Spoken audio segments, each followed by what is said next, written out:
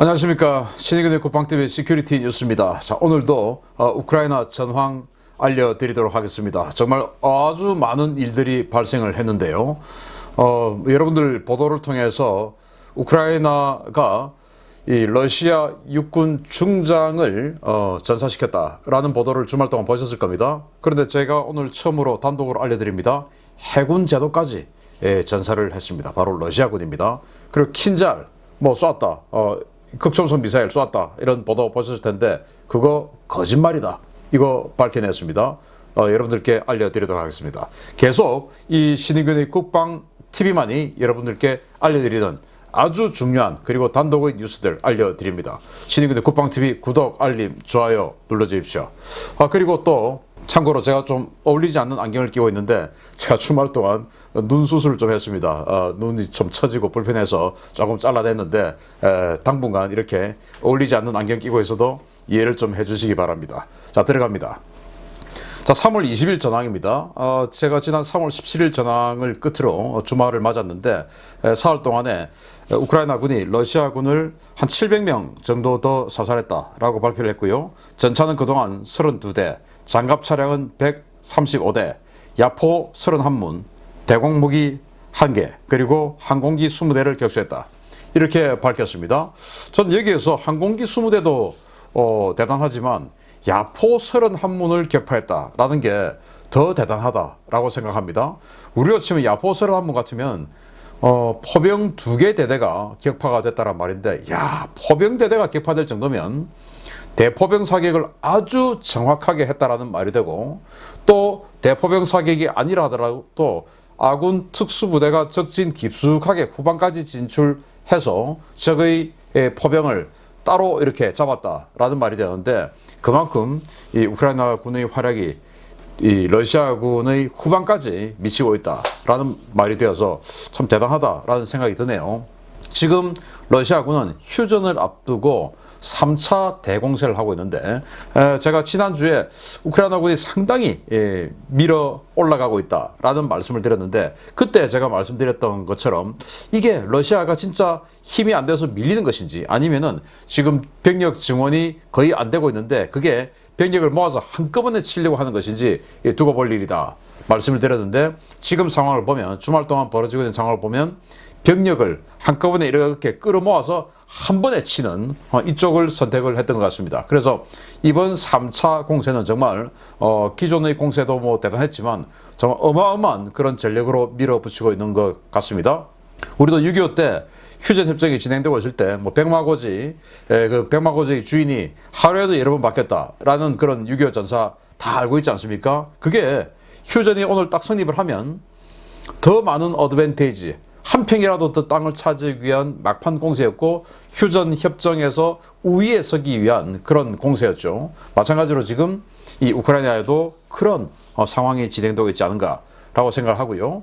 일단 주요 전선 상황을 보면, 자, 러시아의 대공세로 상호간에 지금 우크라이나도 자신들이 도대체 얼마나 전과를 올렸는지, 러시아군을 얼마나 살상했는지, 반대로 러시아군도 얼마나 올렸는지 상호간에 피해 추산이 곤란할 정도로 엄청난 격전이 이 키우 쪽, 그리고 이 남부 지역에서는 이 마리우폴, 그리고 이 헤르손, 이 2개 지역에서, 즉 3개 지역에서 크게 엄청난 격전이 벌어지고 있다라는 거예요. 그리고 러시아는 이 마리우폴 일대에 사상 최대의 공세를 하고 있는데, 이 마리우폴 지도 보시면 아시겠지만 마리우폴 외에는 이 남쪽을 다 먹었죠, 러시아가. 자, 그런데 마리우폴 때문에 만약에 여기에서 휴전이 된다 하더라도 이 아조프해라는 이 바다를 러시아가 내해로 삼을 수가 없는 겁니다.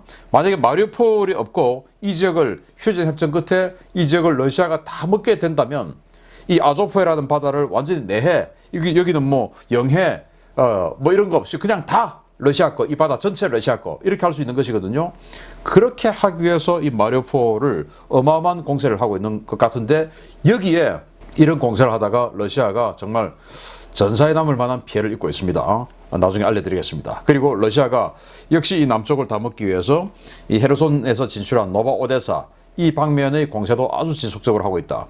그런데 이제 이 벨라루스가 우크라이나의 인접 국가이기 때문에 키이우에 당연히 벨라루스 대사관이 있었겠죠. 그런데 그 대사관 직원을 전부 철수했다. 그 말은 벨라루스도 이 전쟁에 참여할 가능성이 높아졌다라는 우려가 제기되고 있습니다. 벨라루스가 이성을 차리기 바랍니다. 만약에 그렇게 참전하면 서방의 제재로 인해서 벨라루스가 생존하지 못할 수도 있습니다. 러시아하고 다르죠. 자, 그리고 러시아는 수도 키우 서쪽에서 이르핀 강을 도하를 하려고 했는데 뭐 제가 좀 이따 알려드리겠지만 그 이르핀 강 도하를 실패를 했고요. 그리고 오른쪽에서 브로바리, 아시다시피 여러분들 뭐 이 우크라이나의 매복에 걸려서 전차 부대 하나가 그냥 박살나는 거 보지 않으셨습니까? 동영상으로 봤죠. 그 브로바리를 또 돌파를 하려고 했는데 또 실패했다. 그래서 이제 또 이 헤르손 외곽에서 아주 강한 격전이 벌어지고 있는데 러시아가 키우 외곽에서 사용해서는 안 되는 무기 토스1 브라티노를 사용했다. 열압력탄 체첸 전쟁 두 번째 2차 체첸전 때 사용했던 바로 뭐 가난한 자의 핵무기라고 뭐 이렇게 부르기도 하는데 열압력탄 방사포죠. 그걸 지금 동원해서 키우 쪽에서 공세를 편다. 이거는 정말 러시아가 갈 때까지 완전히 간 이성을 상실한 이런 상태가 아닌가라고 생각이 되고, 이런 열압력탄 이건 사실 대량으로 사용하면 안 되죠. 자, 그러면서 제가 여러분들께 전황도를 한번 보여드리겠는데, 자, 이게 3월 17일의 전황도입니다. 여기에서 여러분들이 몇 가지만 기억하십시오. 자, 키우가 있습니다. 키우 남서쪽으로 우회 기동하는 옅은 화살표가 있습니다. 그전에는 이게 짙은 화살표였는데 우크라이나군이 격퇴를 시켰죠. 이 옅은 화살표, 그리고 이 키우에서 그 서쪽 방향에서 키우로 들어가는 M06 도로, 이쪽에 이 M06 도로의 북쪽까지 러시아가 장악하고 있는 모습을 볼 수가 있습니다. 그리고 키우 동쪽 브로바리 이 지역에서 코끼리 코처럼 거꾸로 뻗어 있는 이 병력들, 러시아 병력들 보시고요. 그리고 체르니우, 이 체르니우 지역에서 남쪽으로 내려오던 이 병력들 보십시오. 체르니우가 지금 이 동쪽은 지금 포위가 다 풀려 있지 않습니까? 이 광경 보시고요. 기억하시고.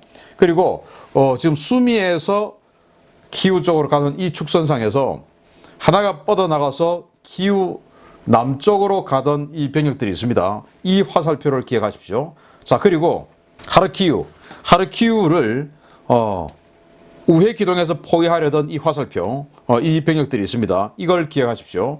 자, 이제 이걸 보면서 이 전황이 3일 만에 어떻게 변했냐라고 하는 것을 우리가 알 수가 있는데요. 자, 보시다시피, 자, 여기 키우 남서쪽으로 에워싸던 이 화살표는 이제 다 없어졌죠. 이제 없습니다. 그러니까 남쪽으로 포위하려던 그 계획은 이제 러시아도 하지 않는 것이죠. 일단 뭐 키우로 들어가자 라고 생각을 하는 것 같고, 이 M06 번호 도로죠. 여기를 지금 남쪽까지 이 도로를 전체를 장악한 것을 알 수가 있습니다.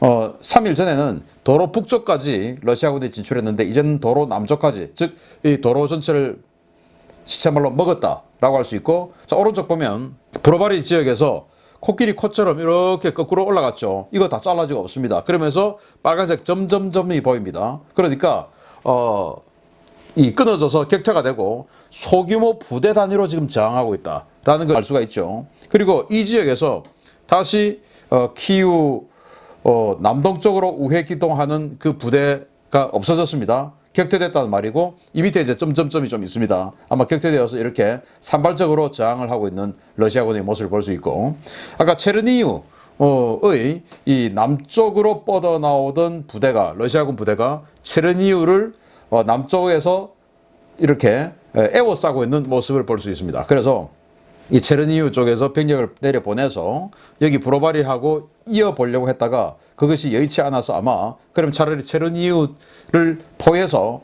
우크라이나군이 이어져 있는 이 지역을 우크라이나군을 단절시키자라는 쪽으로 전략을 변화시킨 것 같고요. 이 코끼리 코 부분의 끝부분이 아마 이런 데서 끊어져 가지고 돈좌되고 고립되어 있는 이런 상황을 우리가 볼 수가 있습니다.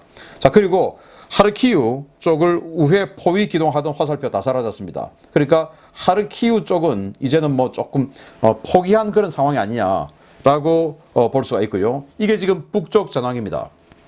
그러면서 이 이르핀 부차 이 지역에서 어마어마한 격전이 벌어지고 있는데 그건 제가 따로 설명을 해드리겠습니다. 자, 그리고 남쪽을 보시겠는데 이게 3월 17일 남쪽 전황이에요. 그래서 이 헤르손 지역에서 출발해서 여기 이제 헬기 공항도 있고 했지 않습니까? 여기에 출발해서 이 미콜라이오가 한국인 3세 주지사가 지휘하고 있는 곳인데 여기를 먹기 위해서 포위 기동을 했었죠. 그러면서 이 헤르손을 기점을 해서 북쪽으로 아주 많은 병력들을 지금 뻗어 올리고 있는데 이게 3일 동안 어떻게 됐냐?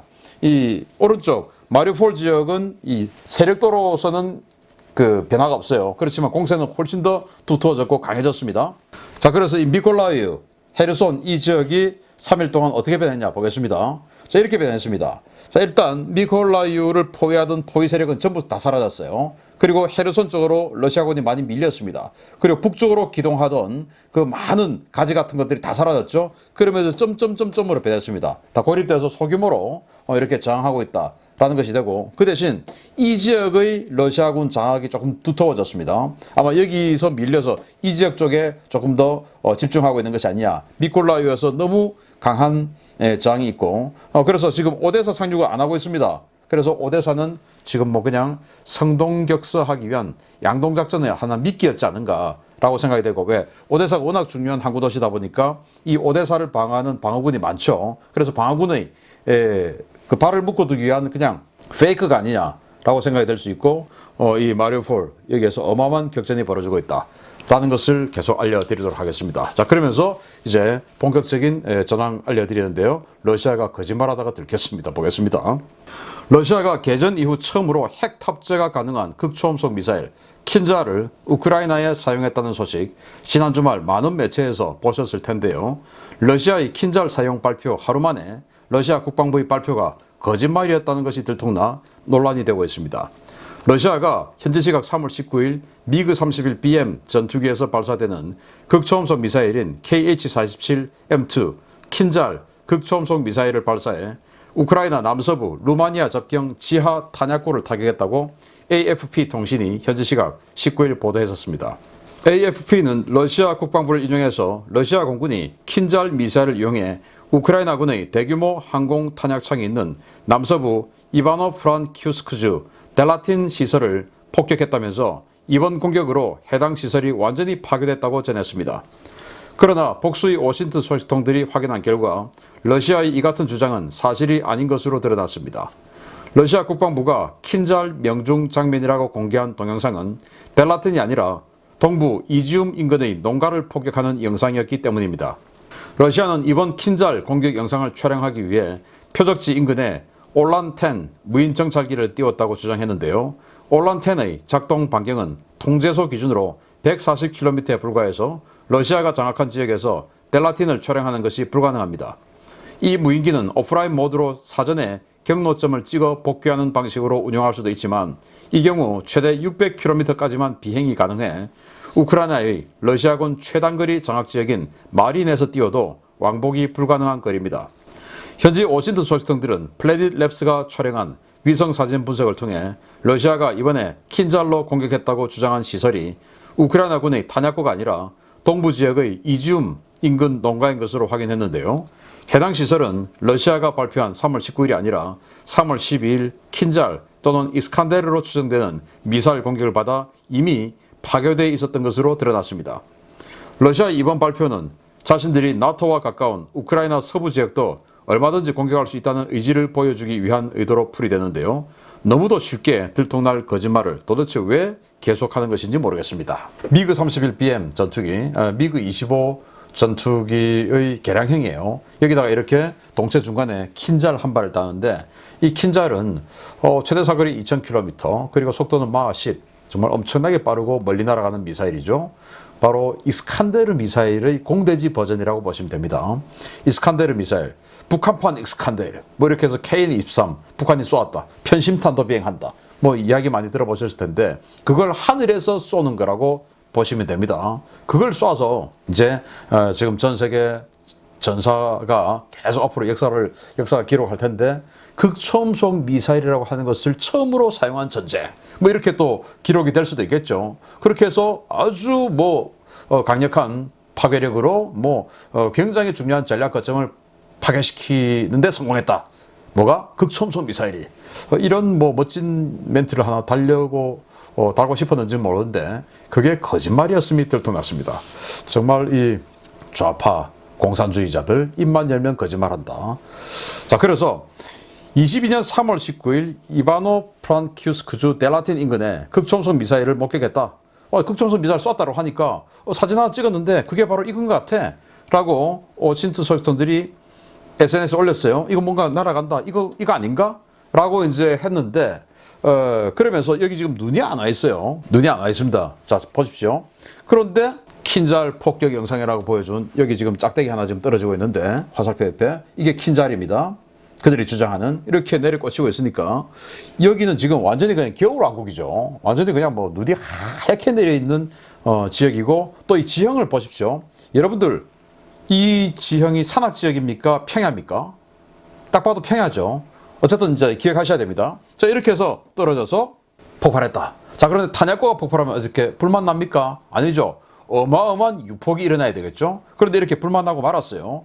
자, 이렇게 해서 이게 폭격한 그 상황이다 라고 러시아가 동영상을 공개했는데 그 동영상 촬영한 그 드론은 140km까지밖에 못 가요. 그런데 러시아가 지금 이 진출해 있는 가장 서쪽에서 이 델라틴까지 400km입니다. 이 올란텐이라는 무인기가 갈 수가 없죠. 그러니까 이 무인기가 가서 찍고 돌아왔다라는 말은 거짓말인 겁니다. 자, 그런데 이 사진도 한번 보십시오. 3월 12일 날 하르키우 인근의 이지움 그 외곽에 닭농장이에요. 닭농장. 이 닭농장을 거점으로 우크라이나군이 여기에서 숙식을 하면서 러시아군을 막아내고 있었던 거예요. 여기를 폭격을 한 겁니다. 바로 이스칸데르 또는 킨잘로 판단되는 이스칸데르나 킨잘이나 지상에서 쏘냐 하늘에서 쏘냐 그 차이니까 어쨌든 그 이스칸데르 미사일로 추정되는 미사일로 폭격을 한 후의 사진입니다. 그래서 아무리 봐도 생긴 거 도로 형상이나 이거 아무리 봐도 여기하고 비슷하네 라고 생각이 되죠. 그러면 도대체 러시아가 때렸다고 하는 델라틴은 어디야? 여기입니다.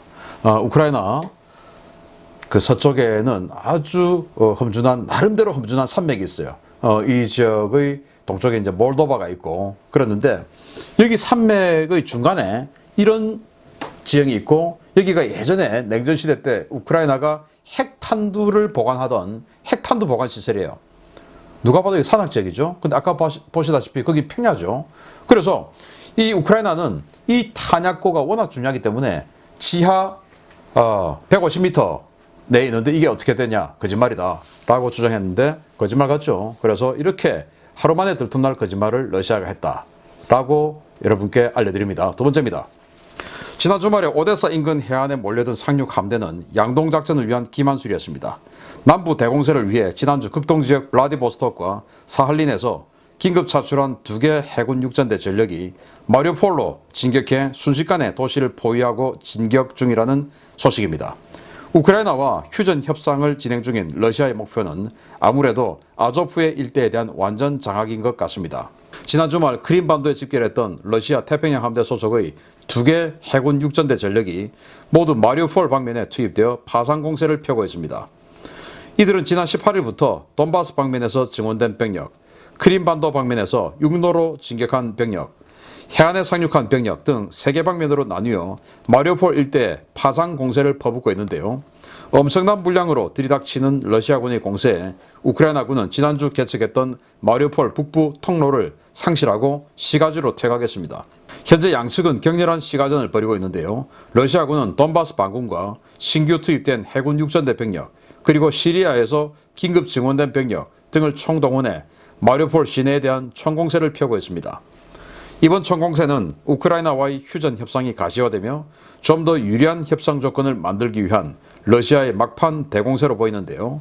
러시아는 18일부터 멜리토폴과 헤르손을 거점으로 남부지역 전역에 대공세를 펴 반격에 나섰던 우크라이나 예비대를 거칠게 밀어붙이고 있습니다. 러시아는 이번 마리우폴 총공세 중에 상륙군을 지휘하던 흑해함대 부사령관 안드레이 팔리 해군 소장이 전사하고 육전대 지휘부가 큰 피해를 입는가 하면 크림 방면에서 투입된 제56여 단 병력의 90%가 괴멸되는 등 막대한 병력 손실을 감수하며 공세를 밀어붙이고 있는데요.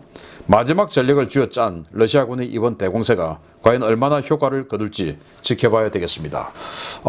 정말 우리 6.25 휴전 협정 직전에 한 뼘이라도 더 따내기 위해서 공세를 하던 바로 그 시점 같습니다. 마리우폴을 다 먹으면 보시다시피 이 아조프의 흑해 안에 이 케르치 해협이라는 조그만 아주 좁은 지금 다리 하나로 연결되어 있어요. 이 케르치 해협을 지나면 이런 우리 한국의 서해 바다보다 약간 작은 바다가 있는데 이게 지금 보시다시피 현재 이쪽은 우크라이나, 동쪽은 러시아 하다 보니까 양측이 CBL이 해서 이렇게 영해선이 다 꺼져 있고 한 그런 지역인데 만약에 이 크림반도를 비롯해서 전체를 다 러시아가 먹어버리면 이 아조프해라는 바다는 전부 그냥 러시아의 내해가 되고 이런 영해선 의미가 없어지고 전부 그냥 러시아 거죠.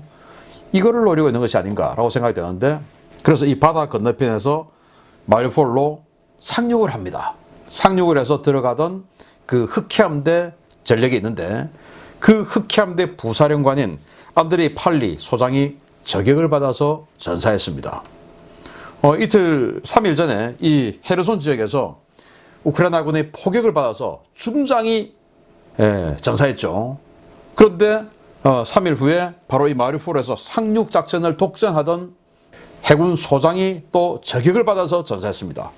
정말 어마어마한 피해를 러시아군이 입고 있는데 지금 장군이 지금 6명째 전사를 한 것이죠. 이야, 어떻게 개전 3주 반 만에 6명의 장군이 전사를 할 수 있는지, 그 중에 3명은 또 저격을 받고 정말 엄청난 피해를 입고 있는 상황 알려드렸습니다. 그 해군 소장의 모습이 바로 이 사람입니다. 안드레이 팔리 소장. 참 안타깝기는 하지만 어쨌든 이런 피해를 입고 있는 러시아군 이제 그만 하는 것이 어떨까라는 말씀을 좀 드리고 싶고, 자, 세 번째, 더욱더 치열한 수도 상황 보겠습니다. 러시아의 3차 대공세는 키우 방면에서도 계속되고 있습니다. 지난주에 이르핀과 부차, 호스토메를 빼앗기며 밀려났던 러시아군이 다시 서북부 지역 대공세를 펴고 있습니다. 한 개 연대가 괴멸될 정도로 극심한 피해를 입고 있지만 공세를 계속하고 있다는 소식입니다. 러시아가 지난 3월 17일부터 키우 서북부 지역에 대한 대공세에 나섰으며 18일부로 부차를 다시 점령하고 이르핀 방면에 파상 공세를 펴고 있습니다.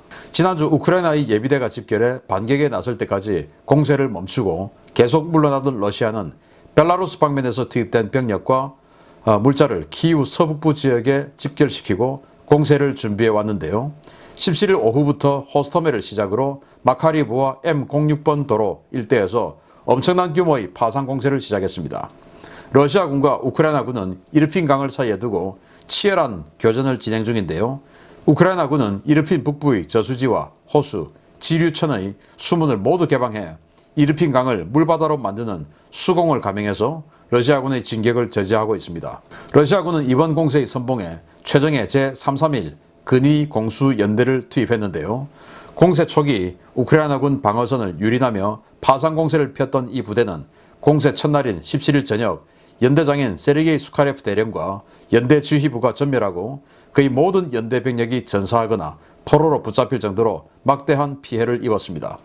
엄청난 병력 손실을 감수하면서까지 계속되고 있는 러시아의 이번 파상 공세는 협상을 진행하면서 유리한 협상 조건을 얻기 위한 목적으로도 보이는데요. 일부 정치인들의 과욕으로 인해 너무나 많은 고귀한 생명들이 전장에서 목숨을 잃고 있는 상황, 참 안타깝고 답답합니다.